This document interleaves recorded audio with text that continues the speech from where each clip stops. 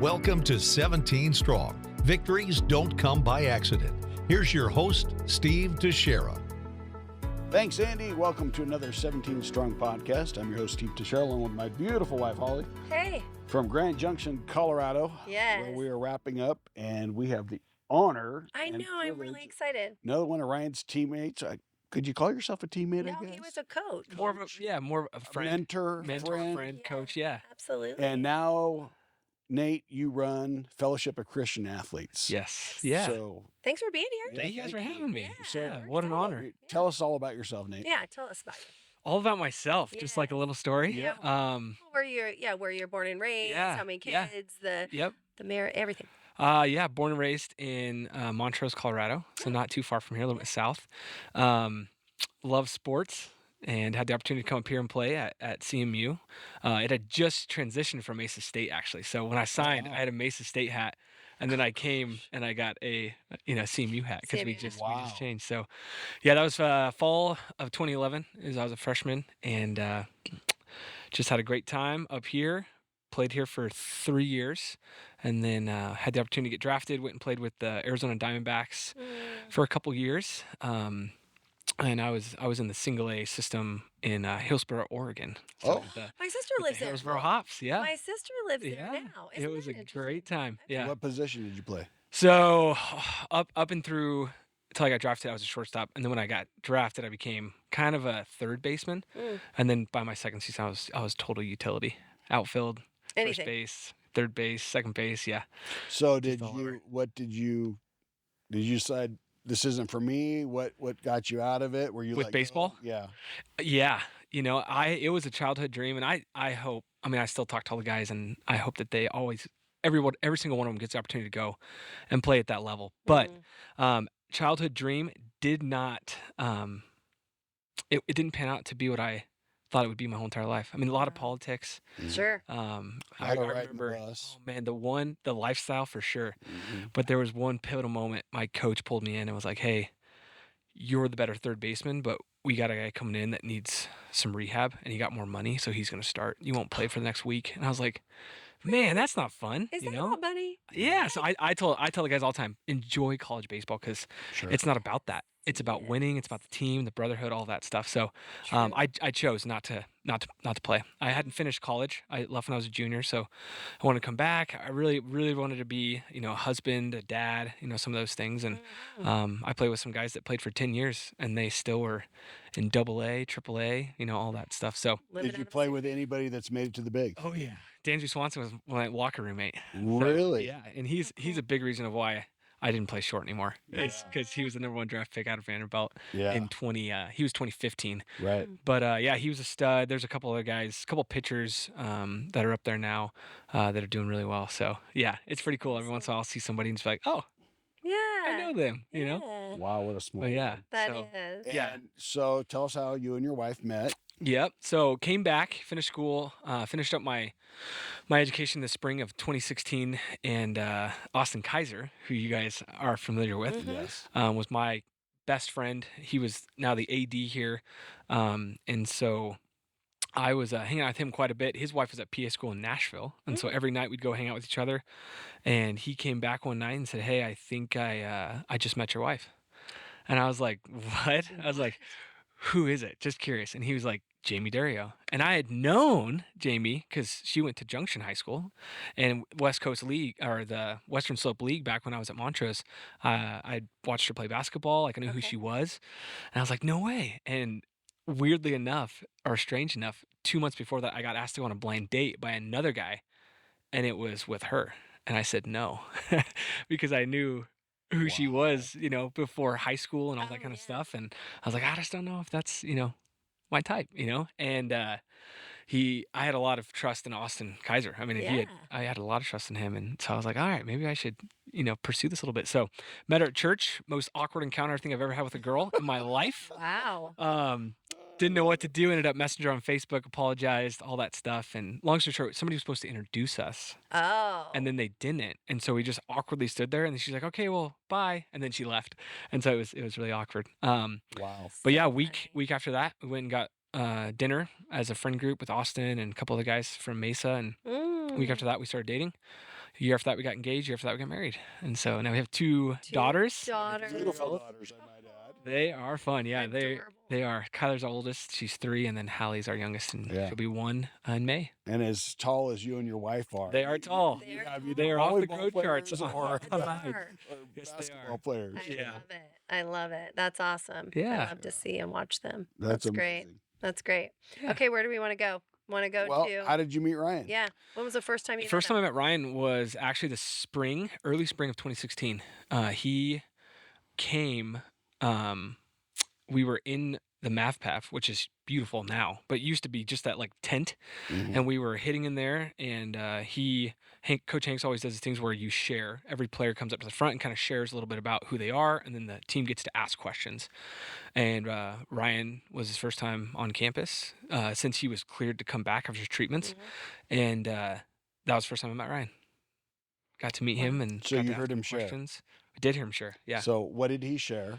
Yeah, he was just so excited to be there because he signed back in 2015. Well, he actually signed in 2014 because he was coming in 2015. Okay. Yes. Yeah. He signed his junior year. Okay. No, Wow. he didn't. Oh, that would make sense though. He signed his senior year, but it was November, and then he got diagnosed in April. So he signed the right year that you said, but it was in December. It was in November that he signed. Of 2014. Yeah. Okay. And then. But 2015, the fall of 2015 should have been his freshman year. Yes. But he was in treatment still. He was in treatment. Yeah. So he showed up early January. Yep. When we reported And back. it's cold. It was cold. It was freezing. And I just remember he was so excited to be here. And obviously, like, everybody was anticipating for him to come, right? His best friend Garrett was already here, spoke very highly of the kind of player that he was and his talent level. And I don't know if Garrett is going to see this or heard this, but from the word on the street was that Ryan was a better player than Garrett. Like, he was a good dude. And Garrett would say that. And so everybody was really excited to meet him. Obviously, that was, I think, a vulnerable spot for Ryan because Ryan was just out of treatment. You know, he wasn't looking himself. Right. He wasn't feeling himself. Missing, No. part of the inside of his leg. Absolutely. And, what we had seen of Ryan was his high school body, right? Right. And he was a stud. Yeah. And so he was just excited to be around the team, excited to meet the guys that he had heard about, and all that. So, and do you remember any of the questions or anything like that he said at that particular moment? You just knew that he was excited. You knew he was excited. Yeah. Just by the questions that people asked of, when they get to know you. I mean, he would just be like, I'm just so excited to be here. Yeah. Because he was just one of those kids that if you want to ask me a question, why am I bald? Or, things like that. Oh, 100%. Just ask me. Yep. I'll tell you, or whatever. There was a lot of questions around like how was treatment, what was that process like? How are you feeling? Some of those things. Okay. So that did come out then. Okay. Yeah. So, and he's super transparent about things. Like he was just really, whatever you want to know, I'll tell you. And, so that's good. At least he got here and was open book, because a lot of times people are anticipating that. They're like, I don't know what I should say, what I should not say. And, and he just laid it out there. Totally. Yeah. And your position with the team at this time is what? Are you an assistant coach? I was just helping out. I was helping out. I was finishing my undergrad, just helping out. Knew the writing on the wall was I would start my grad assistantship, my master's program in the fall. So you had come back from your stint as a pro player. Yep. And you're going to start your graduate program and an opportunity to help coach. Yes. Yep. Yeah. When I got done playing, I just remember, talking with the Lord to being like, because I felt like he was telling me it's time, it's done to hang him up, because they wanted me to come back, and I was like, I don't think I'm going to do it. I think I'm going to finish up school. And I was like, well, if I'm not going to play, I should coach. Like, I should take what the Lord has given me and try to give that to other people. Absolutely. And so Hanks was like, well, if you're going to coach at the college level, you need a master's. And I was like, I mean, I liked school, but I did not like school that much. But that's why I went and got it. He's like, we'll pay for it. You can help coach. And I was like, great. And so, at that time, I knew what I was going to be doing in the fall. And so I started helping out coaching while I was finishing my undergrad. I think I had 3 classes I had to finish. Okay. And they weren't that challenging. So it was pretty quick. I was actually in a class with Josh Shapiro, who was a player at the time. Yeah. He was a player and I was a coach. And he's super we were in the smart. same class. Yeah. He was brilliant. He's yes. brilliant. Yep. Yeah. Yeah. Shout out to Shapiro. Yeah. Oh yeah. He's in Denver, isn't he? He is in Denver. Yeah. He's like a financial banker. I heard he's gotten a pretty bad wreck. And was in the hospital for a couple days. Whoa. Oh, really? Yeah, but I think from what I heard, he's doing good. Okay, we'll have to reach out to him. Thanks for letting us know that. But is he still working for Dylan Todd, or what's Todd? He's transitioned.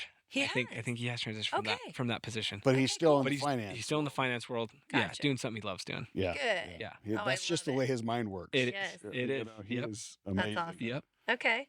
Great. So give us one of your first Ryan stories, and after you met him, you're done the question and answer thing. Yeah. What's next that you remember? Yeah, it was. So I was helping out with the team, but I wasn't traveling, right? Because I wasn't an official coach, so I would work out the guys who stayed back, and Ryan was obviously one of those guys, right? Because I don't even think he was medical redshirting or something. Medical redshirting. And so he didn't really practice at all, but coaches were gone, right? So he asked me if he could go take some ground balls, and he was still really early in his not treatment, but his rehab. Yeah. Yes, absolutely. Still very weak in a lot of areas, but he wanted to take ground balls so bad. So it was a beautiful day. We let him go out there. First ground ball I hit, fielded beautifully. Couldn't get up and just stumbled, and fell did a somersault, had grass on him, but just the biggest smile on his face. Loved every minute of it, I'm sure. Oh yeah, I'm sure. Yes. Did he get up and do it again? No, he's like, I better call that one quits. Which was probably smart. I think I felt a little bit of that too. Just like, oh boy, I better not get in trouble for hurting. I mean, and like I had said before, he was only 2 weeks out of treatment, so that was his last treatment, and then he came to school. Right. So I mean, so when that could have been only a month out of treatment, or month and a half out of treatment. So he was very early on getting his rehab. Right. So yeah, definitely. But that's just Ryan. He wants to push the envelope all the time. And it just shows his passion, I think, for everything he did. Yeah, absolutely. And I think you happened to mention off camera a story about his Mr. Mav experience. Yes. What was What's your version of the Mr. Yeah, Mav? so Mr. Mav started my freshman year, actually, back in 2011. Gotcha. And basically what it is, it's a pageant where you have a pickup line. So they have a girl who's on a stage. You come up, you have a pickup line, and the stand, it's in Bronson Arena. So the stands are packed with other students that they invite. Okay. And it's like a pageant where you come and it's all athletes, right? It's all athletes. Okay. Yep. It was a fundraiser at the time. So you would pay or bring canned goods to get into this event, and then you would watch all these freshmen from different sports. Sometimes there's occasionally like a senior or something, but Ryan was doing it, and I just remember watching. I think I was actually sitting with Coach McKinney, and Ryan just blew it out of the water. He had some sort. His pickup line was something Barbie. I don't remember exactly what it was, but it was some type of a Barbie line pickup line. Oh, that's hilarious. Everybody just lost it. And then the best part was you had to have a pickup line, an activity, and then there was a and then a bathing suit. There was a bathing suit. Yep, there was a bathing suit. And there addition. was a lip sync. Yes. Of some sort. Yes, or an activity. It could be a performance of some sort. Oh, gotcha. And Ryan came out, of course, in his cowboy boots for the lip sync type. Not for the lip sync, for the swimsuit edition. He came out in his cowboy boots with his swimsuit attire on. Oh my goodness! Yeah, and I think he has a cowboy hat on too. Oh so yeah, it was sure. It was a good look. Yeah. And then his activity, he brought a contestant down from the stands, had him lay down, went back behind the backdrop, comes out in rollerblades. Right? Comes out in rollerblades with a cape and his cowboy hat on, and he comes around and he jumps over the person, and everybody just goes nuts, right? Because he had cancer. Like, he wasn't, I don't think, fully out of his no. And he goes. When he jumped over the girl, he was like, like almost fell, like had to catch himself. Yes, it was amazing. But he landed it. He landed it. Didn't hit her. Everybody went crazy. Yeah, it was great. It was great. And we asked him, like, did you plan that? He's like, no. I'm like, who was the girl? He goes, I don't even know. Yeah. And the thing is he wasn't even convinced that he was gonna clear it, know, but totally. he had confidence that he was going to do it. He did it. He did. It was awesome. Absolutely. Wow. So yeah, that's a very fun memory I have of Ryan. Yeah. For sure. And then he actually won the whole thing. He won it. He won the whole. I mean, hands down. Like nobody else even came close. I mean, it was the coolest thing ever. Do you remember the question and answer part of it? Because that was the very last whoever was. I don't remember. You don't remember that part? And I might have headed out at that point. Okay. I know that we just watched the activities and then we kind of left. But that's hilarious. And yeah. Oh my gosh. And I vaguely remember the lip sync part, but I don't remember what song he did because he poured like a bottle of something on him. I don't even remember what it. Maybe that was even when he did the swimsuit. I don't even know. But he poured a bottle on him, like so it was running off of it. The Mr. Mavic is crazy. My freshman year, we had a wrestler chug a gallon of milk and just threw up everywhere. I mean, it's crazy. It gets a little wild. You didn't participate. I did participate. You did. Yes, my freshman year. Okay. There was 4 freshmen total that Hanks recruited that year, and we all did it. And then we did I Want It That Way by the Backstreet Boys. That was our lip sync. We did it all together. Oh, nice. You did it all together. Yes, because there's 4 of them, so we all did it together. Wearing our white. Oh, that's hilarious. It was great. That's awesome. Oh, that is really good. Okay, and then I know we talked a little bit off camera that Ryan did his testimony at Fellowship of Christian Athletes. Yes. You were not there at that point, but there was I do know that was just so Ryan though to do that. Here he is, very new on campus, and somebody must have asked him. I mean, he wouldn't have volunteered it, but he's like, "Oh yeah, I'll go. I'll tell my testimony." So, I mean, I just remember the phone call, and he said, "Oh yeah, I'm gonna give my testimony at Fellowship of Christian Athletes. I got to go. I'm almost there." Yeah. So and never prepared. Never put anything on paper. He was just like, "I know my story. I got this. It's fine." Yeah. Yeah. That's just how he rolled. Just super, easygoing. Didn't. Oh yeah. Didn't really care. Yeah. He just wanted to, And it was powerful. I do know that. I was not there, but Davis Cantwell was one of the freshmen when I came in as a freshman. Okay. He was my roommate, one of my best friends. He was the president. PJ was the vice president, both baseball guys. Oh. And so I guarantee that's how Ryan got in there. And I think Garrett Ball used to go. So okay. Yeah. Okay. And fun fact, I got to say this just because I'm remembering it. When we came for ours, I say. Remember when Ryan came for his official visit? Yes. So McKinney was taking us around, and you were in the workout spot. Oh, really? Yes. I'll never forget it because that was the basement. The basement. Oh man, the little dungeon. The little dungeon basement. Yep. You were in working out, and I'll never forget because they're like, "Oh yeah, that guy, he's like a professional baseball player and yada yada," and we're like, "Huh? Who?" And then we see you, and you're like their assistant coach the next time we see you. So I'm like, "Is that the same guy that was in the dungeon?" That was like, wow, that's wild. It's just a fun fact that we were just getting a tour of the the facilities, and you were in there, and you probably didn't even know it. It's cool what the Lord does. I know. Because look, I mean, we're sitting together now. Yeah. Talking about it's connections, some legacies, and that's what's super interesting. So what's a fun story that you can share with us that really shows Ryan's? Well, do you want to talk about the Challengers? Sure. Baseball? Yeah. Let's talk about that. So the Challengers baseball, you were actually there. Yes. And not only were you there, you were Ryan and Garrett's roommate. Yes. Okay. Yeah. So I had the opportunity to go to Williamsport because they have a Challenger baseball game, and Junction got selected to do that.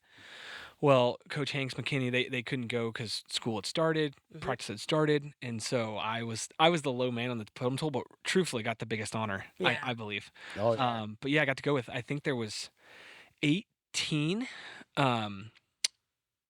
all abilities, or the Challenger kids that went, and then we had, I think, 16 or so of our CMU athletes who were their buddies, so it was like a one-to-one camp, and man, what a cool experience that was. Oh. I mean, top-notch guys we got to take from the team, Ryan being one of them, and Garrett. And the way that it worked out when we got to Williamsport is that Garrett Ball and Ryan Teixeira were both roommates, and then it was like a suite style, and so there was like a bed with like a pull-out, and so I just remember they would help me out so much because I was nervous, right? I had a fanny pack of a bunch of cash that I was given from Hanks to help pay for all the guys. Tom Spicer, basically, the AD gave us money for this trip. It wasn't coming out of the baseball budget. It wasn't coming out of our own pockets. It was money that was given to us by the school. But I was in charge of it. And so there was like just this bunch of money that I was given every night, and we had to give out a certain amount every night. And so they would help me. We'd have it laid out all on the bed, and we were counting it for each guy to come in and get their, however much money they got per day for that. And so they would help me with that. But that was kind of when I just got to know Ryan. The hard part was that was school was going on. Sure. And so they had homework that they were doing, so I was just kind of hanging out. I had homework that I was doing because I was in my master's program. But it was cool just one to see the relationship that Garrett and Ryan had. And my faith means so much to me, and it meant so much to them too. And so it was just a really cool opportunity that I had, even though I was a coach, because I don't think a coach doesn't get the opportunity a lot of times to really form that kind of a relationship with the players. Yeah. Right. But I kind of got to in that way a little bit. And so that was just a really cool experience, and getting to watch both of those two and all the guys work with those challenger kids. I mean, you guys are just part of our All Abilities camp. Like, it's a two-way thing. Right. As much as you are helping these kids do something that they don't get the opportunity to do very often, it helps put things into perspective. They're for changing your life. Oh man, yeah, 100%. No, it just it blows me away. And we had a earlier conversation with Carmen Kelly, and it just, I mean, it'll change your life watching these kids be normal for a day. Yeah. Because there's nothing that holds them back. They give it their all. Right. And they are so happy doing it. Right. So happy just to be out there, whether it's being pushed as fast as you can in a wheelchair or running on crutches. It doesn't matter. They're doing it. Yeah, when I was playing, this is actually like, I try to tell this to anybody I ever get the chance to talk to in front of athletes. When I was playing with the Diamondbacks, I was 0 for 30. I mean, just a terrible stint. And this is a longer story, but my host dad was actually the dad of one of my good buddies that played lacrosse here. Was an FCA with me, but they lived right next to the ballpark in Hillsboro. And so I ended up living with them for 2 years. He married my wife and I. Probably one of my biggest mentors in my life. But I was over 30. We were eating dinner one night, and I was just like, I'm struggling. And he goes, just remember, your worst day is somebody's fantasy. And I relate that, to that so often, right? Like, it's the perspective. Like, even though you're over 30, there's somebody that wishes they could be over 30. They'll never get that opportunity in their life. Absolutely. And so, perspective is amazing. So it was really cool to see. And those guys, each and every one of those guys will tell you to this day, that was a pivotal moment for them. Oh, Ryan did tell us. Yeah. That was the best experience of his whole life. Yeah. His whole life is to be able to go there, to share that experience, and to be the buddy, and to just, he got more out of it than Malia did, his buddy, or Carmen Kelly. Like, he just really, and that's in his wheelhouse. Like, just loves to be a part of stuff like that. And the bonds that we created with those, the challenger kids, still to this day. Oh, man, they were pumped to see you. Oh, they couldn't wait. We get excited to see them. Spencer was like, do you know Stephen and Holly are coming? I'm like, yeah, I know they're coming. Yeah. It's just, and they bless us so much. Yeah. They are just, I don't know. They look at life through a different set of lenses that I think more people need to look through. I do too. Absolutely. Because there is just, the world has rejected them a lot of times, and they don't reject anyone. There is just, it's true love that these kids, that they want to share. And it's just amazing. It is amazing. It is amazing. And oh my goodness, what a amazing experience that you got to go on. And it was just, totally. Yeah. And you look back, you look now, and it's like, why did I get to go? Yes. It's my first year coaching. Like, why did I get to go on that trip? That's so cool. And you didn't have a buddy. I didn't have a buddy. No. You didn't have a buddy. I was the coach helper. I was just overseeing the Mesa guys, and then I was helping Carmen Kelly. That's it. And then you, so you had, it wasn't a free schedule, but you didn't have to be by somebody 24/7. Yep. Okay. Yep. Nope. Wow. I got to help out, shag the baseballs, or, be on first base, tell the kids to go, and all those things. So it was just a cool experience. Yes. Just a really cool experience. And I had never been, grew up watching the Little League World Series, but had never been there. And, just to see some of the scenic landscapes and the ballparks was a really cool thing. Did you slide down the hill? I did. Okay. I remember Ryan sliding down the hill as well. Oh, he did. Oh yeah. I think everybody slid down the hill. Oh, everybody slid, and it is deceiving because it's like dry dirt. Yeah, that's like it is not soft at all. And so yeah, there's a lot of guys that had some raspberries from sliding down that. So but it's a cool ordeal. That's amazing. Yeah. You get your... So if you could sum up Ryan in a few words, how would you do it? Yeah. And you guys teed this up a little bit for me, and I've been thinking about it. And I want to take it biblical. Okay. Paul, right, in his last letter, he writes about, he wants to end the finish line and hear the words, "Well done, good and faithful servant." And man, Ryan was a faithful servant to the Lord, first and foremost, to each and every teammate that he had. Like he ended it, and I was telling, Holly, and this might get a little emotional right now, but my daughter, we read his book every night, and she'll ask me, where's Ryan? Because his picture's on the back, and, he's in heaven. And that's because he was a faithful servant. Faithful servant. Yep. And I, having 2 young girls now, just want to give you guys so much glory, right? And I know that you'll give the glory to God, but you guys raised Ryan, you raised Aaron, and they're both amazing young men. One of them is in eternity, is in heaven, the best place in this world. Well, not in this. Yeah. And he was a faithful servant.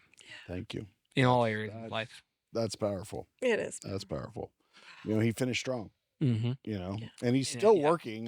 Yeah. Oh, yeah. Wow. Yeah. Yeah. So, did he ever tell you anything about 17 Strong? No, never, until obviously some stuff through Garrett. Right. Heard he was writing the book when he was writing the book with Nicole. Yes.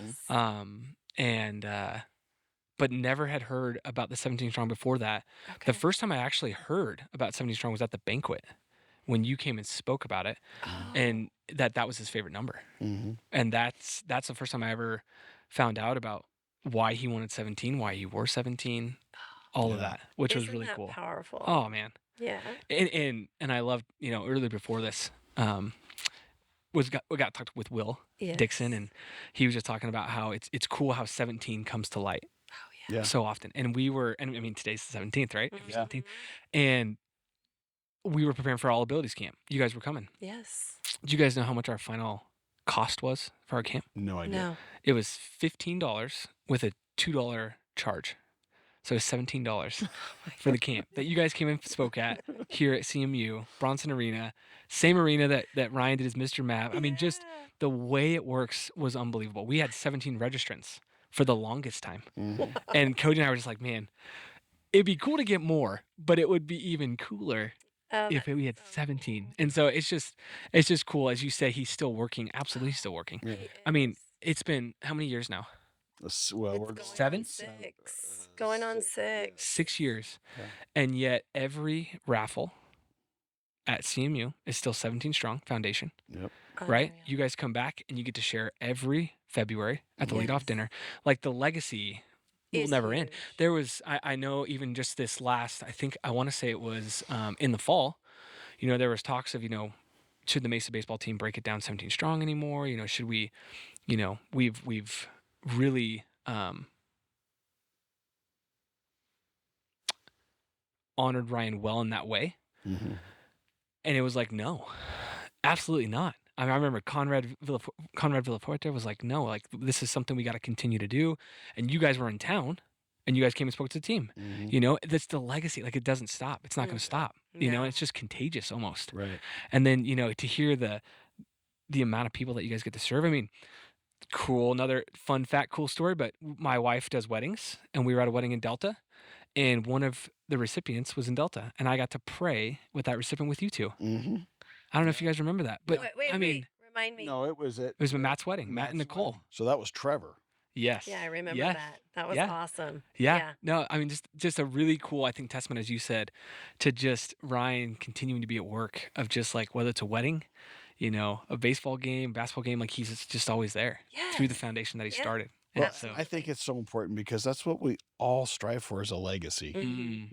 What legacy are you going to leave behind on this earth? How are you going to touch someone else's life and make it better? And it doesn't have to be start a nonprofit organization. It can go be serve the homeless. It can be go, you have extra cans of food in your pantry that you haven't used. Take them to the food bank. There's all kinds of ways that you can impact other people's lives. And just by paying it forward is so important. And I think people, life's tough. It is. And we get wrapped up in life and we get consumed with just our world. But there's so many other people that have it worse, just like what you said earlier in the podcast. Your worst day is someone else's dream, and that's way to put it in perspective. It is. And when it resonates with you, it just it's just deep in the core of who you are. And that was just Ryan, because he really, really was. It was an honor for him to be able to go to college. It was an honor for him to be able to be a part of a team and a brotherhood. And he didn't take that lightly. Like, he loved every minute of it. Well, he loved life. And so that was what was so cool. We heard a little bit of the perspectives or different sides of when the team found out on March 4th that happened with Ryan. And I don't know where you were or how you found out, but because you were coaching at the time. So, walk me through that. Yeah, it's one of the biggest regrets I actually have. I had a test that night, and the team was going over to see Ryan in the hospital, and I didn't go. Wow. In hindsight, that would have been the last time I ever got to see Ryan, and I didn't get to see him because shortly after that he got flighted out, and that's one of the biggest regrets I have, is that I didn't, inconvenience myself in a test to go, see him, because any professor on campus would have, allowed me to retake the test. But I do remember the day. I just remember the heaviness of it. Because, and Holly, you and I were talking about this earlier, but when we got back from the Challenger trip, Ryan was sick. He started getting something on the trip, and it just got worse. I remember that whole week after, like, he was just coughing so hard. And so that's when, he had to go in, and nobody was thinking or wanting even to think, oh, it's back. And I don't think anybody was thinking that. Like, he beat it, right? Ryan beat it. Yeah. No, he loved life, as you said. Like, he was living life. Like, things were good. And then I heard it from Garrett. And then obviously it came out from Hanks on the group me of just that didn't look good. Some stuff that they found. It was more than just a cold, which is what we all thought it was. And that was kind of, I guess, the situation around just when I heard and all of that. So. Yeah. Wow. I know. Yeah. He touched a lot of lives in a very short period of time. Oh, man. Absolutely. Incredible. I think about that all the time. Yeah. And it's incredible. And so you actually went to the service. Yes. You were part of that. Yes, I was just going to speak on that. Yeah. Yeah. Just talking about the people that he impacted. I think we were playing UC San Diego is who we were playing that series. And it was right. His service was on was like a Thursday. I don't remember. Or Wednesday. I can't remember the exact either, but it was going to be a day before we actually started our series. And so we drove up to San Luis Obispo, where you guys were at, close to. Beach, but really close to. Yeah. And I just remember coming to your guys' ranch. But the next day, I remember driving up to the field because it was on the football practice field or the football field. It was on the football field of the high school. The high school. Yeah. And just speaking to the impact. I mean, that's the most people I've ever seen at a funeral. Like, I'm 30 years old, and that's the most people I've ever seen at a funeral. And I've been to some big funerals. Like, I was just at a funeral of a guy who started the Four Winds Christ Center here in town. Just an incredible pillar here in Grand Junction. And there was far more people at Ryan's funeral. I mean, just unbelievable. And then the service. Like, the Lord was just there. Like, it was one of the most beautiful services ever. I mean, it was amazing. Yeah. And I just so much appreciated, the faith component of it, because we got to talk about, Ryan did live a great life and he impacted people in a lot of ways. But the most important thing that we know that you can do is share the good news of Jesus Christ. Amen. And that's what was shared there. You're given a choice in life. Absolutely. You either believe or you don't. Yep. And it's your choice. Yeah. God gave us all the free will. Yep.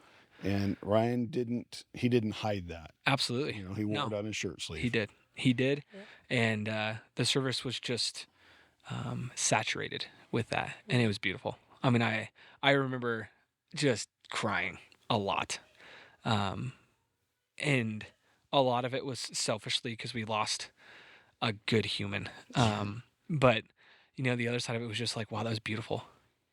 And I think we, it's hard for us. And I've tried, Jamie and I we think about you guys all the time. I'm just like, man, like looking at our girls, like, I don't know how you do that.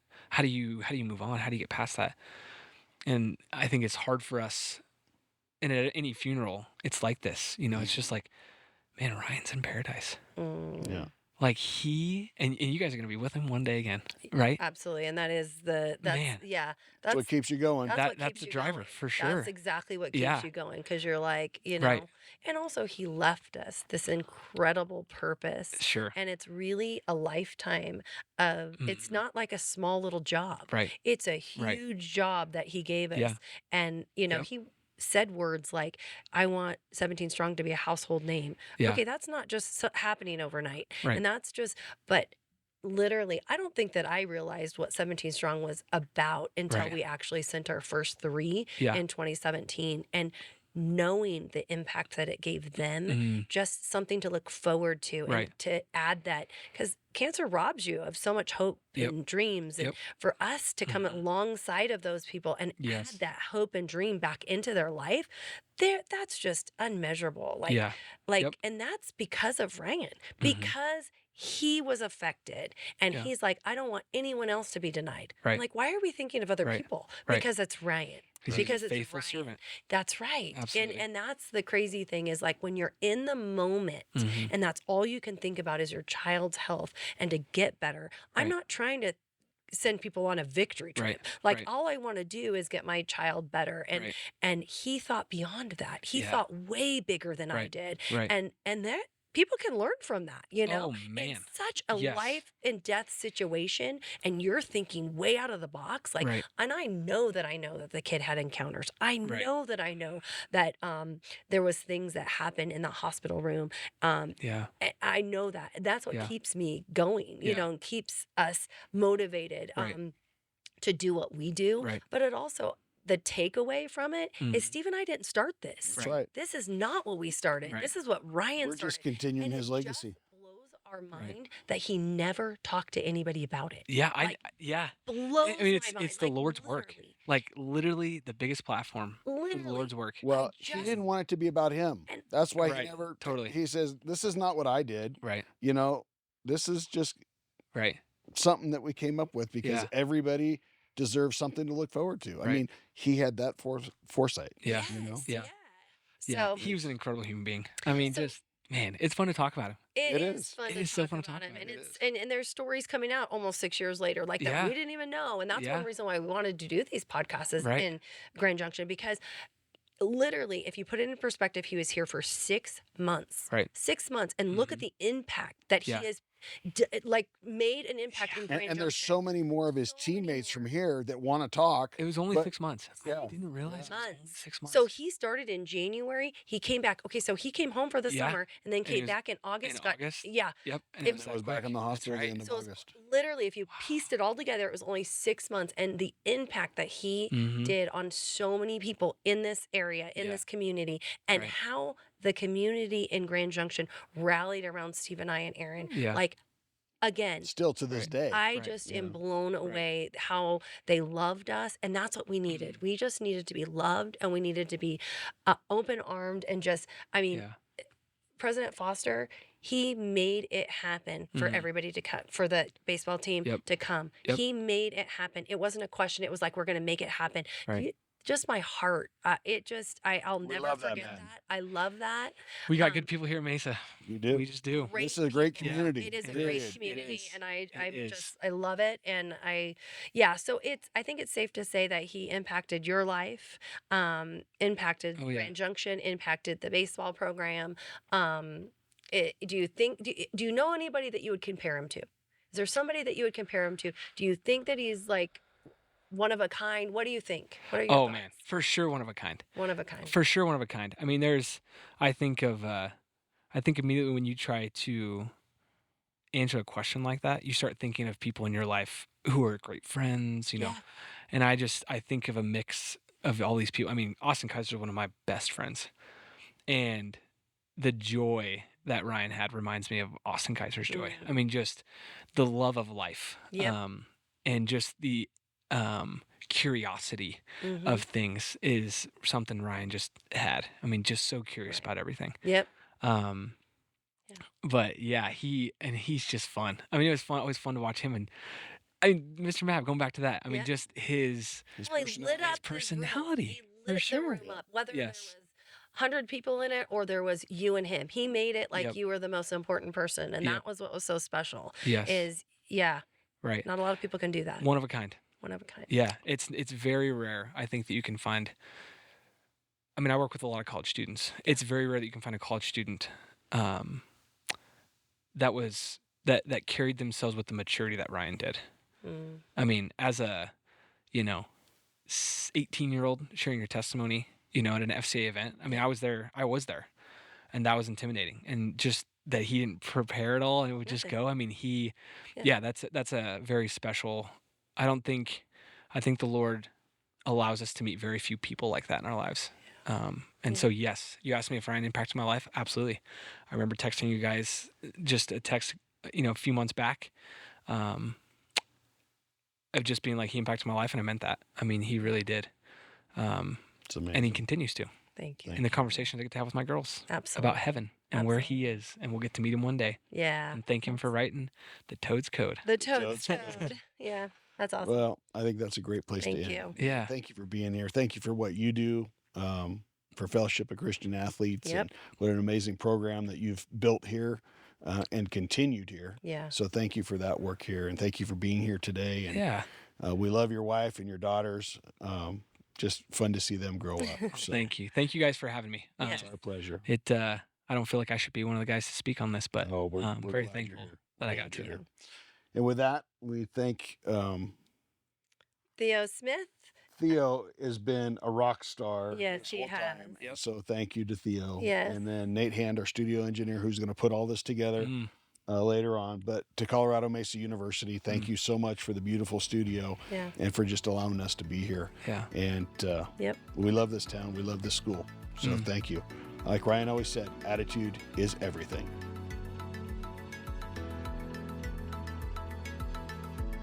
You've been listening to 17 Strong. Victories don't come by accident. To be part of the show, make a donation, or request more information, go to 17strong.org. That's SEVENTEEN strong.org.